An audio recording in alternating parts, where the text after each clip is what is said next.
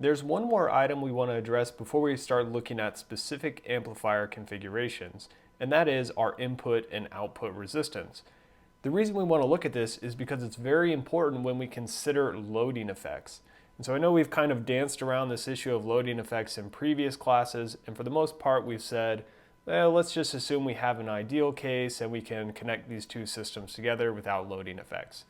And so in this class, we're going to take a closer look at that and see when we can reasonably neglect that and when we need to take it into account.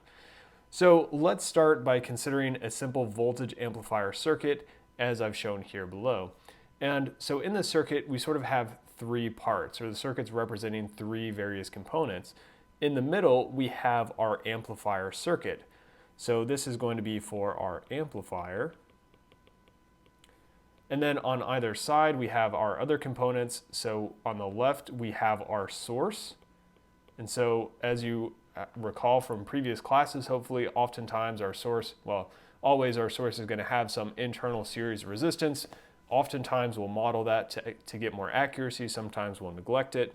And then over here on the far right, we just have our load, which we're going to model as a simple resistor for the time being.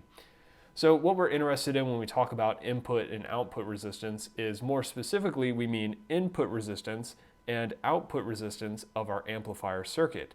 And depending on whether we have a voltage or current for our input or output, we want certain conditions for those input and output resistances. So let's start by considering this voltage amplifier, and we can say that in the ideal case, what we would really like to have is we would have our output voltage is just equal to our voltage gain, which is AV naught, times our input voltage, which is the Vs. All right, so ideally output is gain times the input. However, if we take a closer look at this circuit, we're going to see that's not necessarily true. So let's start by looking at this output loop over here and applying a voltage divider to get that V out. So we can say our V out is going to be equal to the voltage that's input to that series connection, which is from this dependent source here. So we have our voltage gain, AV out, times our input voltage, V in, and then our voltage divider, we have R naught and RL in series.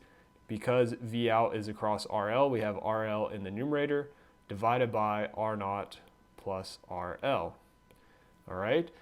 So now let's take it a step further, and we can say, well, that depended on this V in. So let's come now back to our input side over here, and let's do another voltage divider to get our V in relative to our Vs. So what we can say then is that this is going to be our voltage gain, or small signal voltage gain, AV naught, times, and now for this second voltage divider, we're going to have Vs, which is our input to that series network, and then Rs and Ri in series.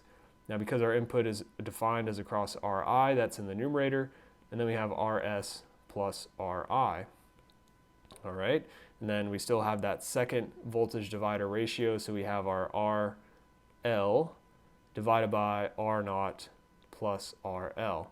And so this equation here is going to be a lot more accurate, so this one here is going to be a lot more accurate than this ideal case up here. However, in certain situations, we can say it gets close to that ideal case. So let's go ahead and say that this is closest to ideal if we have our Ri much greater than our Rs, and we have our R naught much less than our RL. And so basically the reason that is because if we look at that Ri much greater than Rs, we're considering this first voltage divider equation here.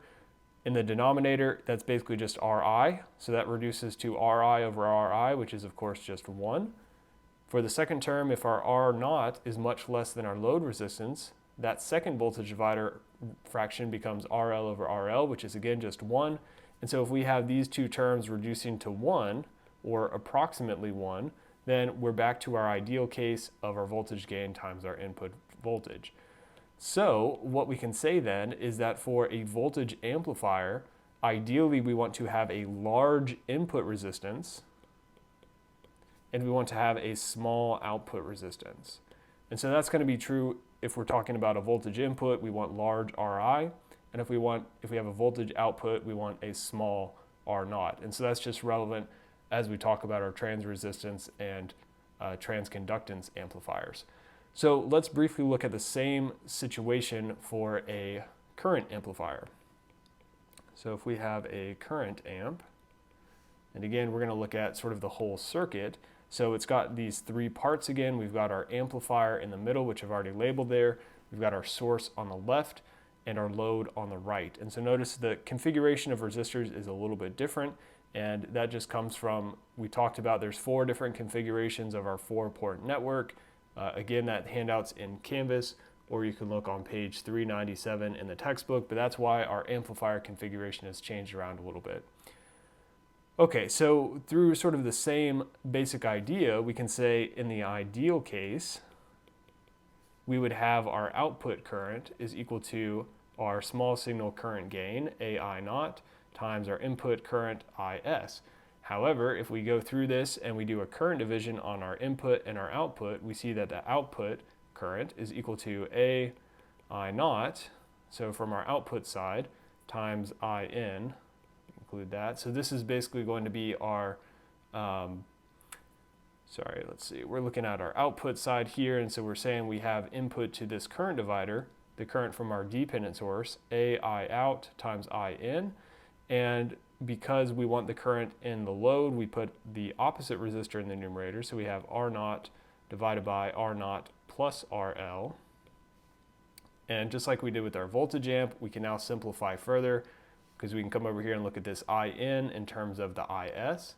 So doing that, we have another current division. So we have AI naught times IS, which is our input, and because we want the current through this RI, we put the RS in the numerator, divide by RS plus RI, and then we still have our previous fraction of R naught over R naught plus RL. Okay, so again, we can see that this expression is not quite the same as this ideal expression. However, we can sort of say there's a situation when this gets closest to the ideal form. So this is closest to ideal when we have Ri much less than Rs and R out much greater than RL.